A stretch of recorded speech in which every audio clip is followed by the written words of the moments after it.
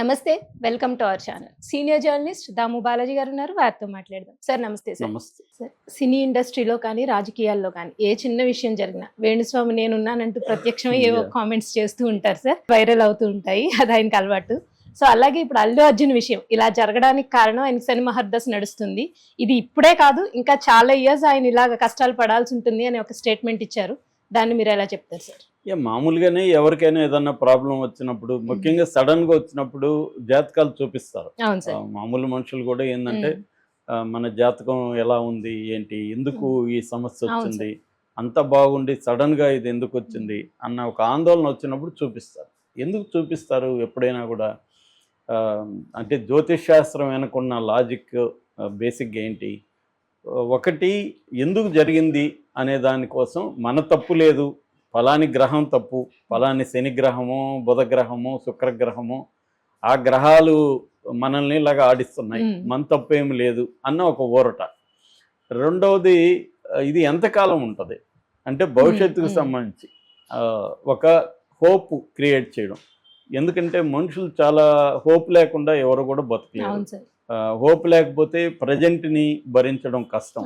Present బాగాలేకపోతే, present స్థితి బాగలేకపోతే ఒక హోప్ ఇవ్వాలి. నీకు ఇంకొక జనవరి నుంచి బాగుంటుంది, లేకపోతే మార్చి నుంచి బాగుంటుంది, 6 months వరకు నీకు కష్టాలు ఉంటాయి అంటే ప్రిపేర్ అవుతాం మెంటల్గా. మనం కష్టాలు ఉంటాయి అనేది 6 నెలలు ఇంక నీకు కష్టాలు ఉంటాయి అని చెప్తాడు.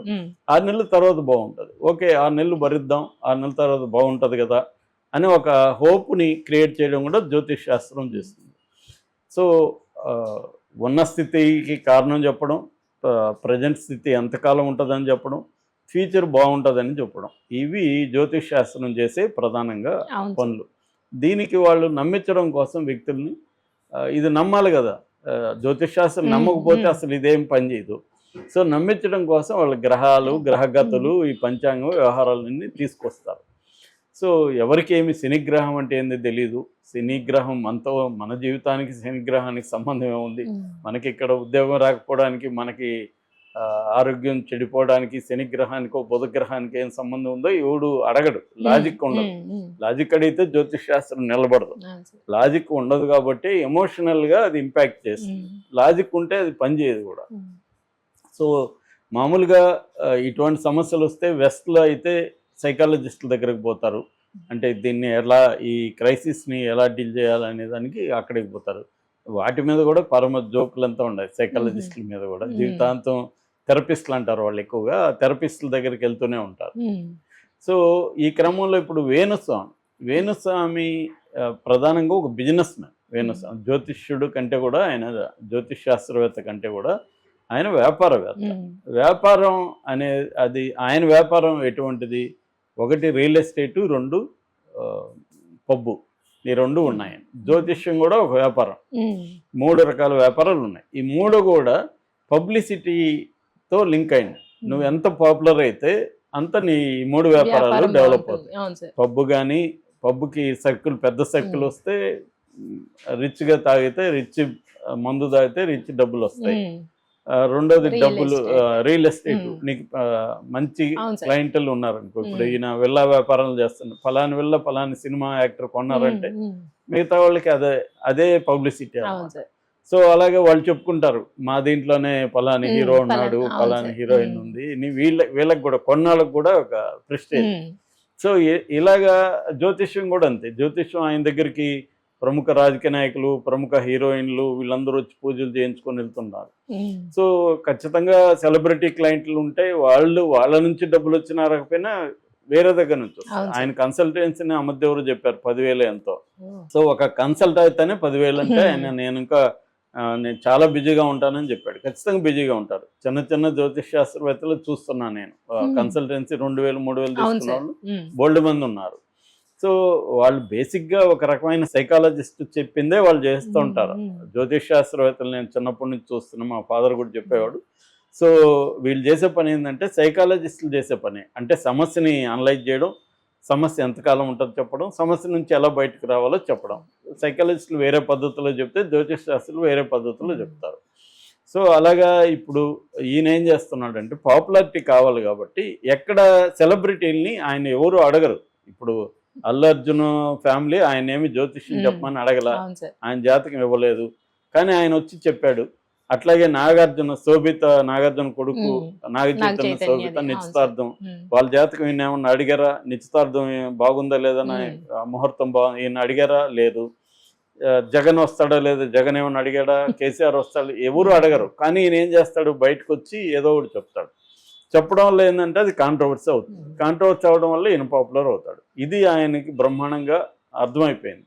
అంటే మీడియాని ఎలా డీల్ చేయాలి, కాంట్రవర్సీలను ఎలా క్రియేట్ చేయాలి, దీని ద్వారా మనం 3 బిజినెస్లను ఎలా డెవలప్ చేసుకోవాలి అనేది ఆయన దీంట్లో. అలాగే ఇప్పుడు అల్లు అర్జున్ విషయంలో ఆయన వచ్చి అల్లు అర్జున్ జాతకంలో సినిమా హర్దశ నడుస్తుంది, ఇది మార్చి అదేదో డేట్ కూడా చెప్పాడు 29 ఏదో మార్చి మంత్ ఎండ్ లోపల శనిగ్రహం పోతుంది, ఆ దశ పోయి వేరే దశలోకి వస్తాడు, అప్పటి నుంచి బాగుంటుంది, అప్పటి వరకు ఈయనకి ఇబ్బందులు ఉంటాయి, అసలు ఈ సమస్య రావడానికి శని కారణం అని చెప్పేశాడు.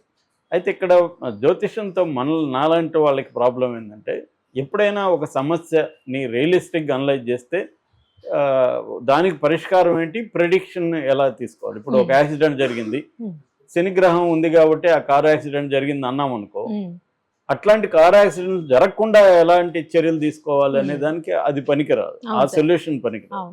సో కార్ యాక్సిడెంట్కి జరిగినప్పుడు డ్రైవర్ తాగాడా, ఆ ట్రాఫిక్లో ప్రాబ్లం ఉందా, రోడ్డు సరిగా లేదా, ఇట్లాంటి కారణాలని రియలిస్టిక్ కారణాలను అనలైజ్ చేసినప్పుడే మనం ప్రివెంట్ చేయగలం. ప్రివెంట్ చేసి నెక్స్ట్ అలా జరగకుండా తీసుకో. జ్యోతిష్ శని ఉన్నాడంటే ఎవడేం చేయగలడు, ఇంకా నువ్వేం చేయలేవు, నేనేం చేయలేము, ప్రభుత్వం ఏం చేయలేదు.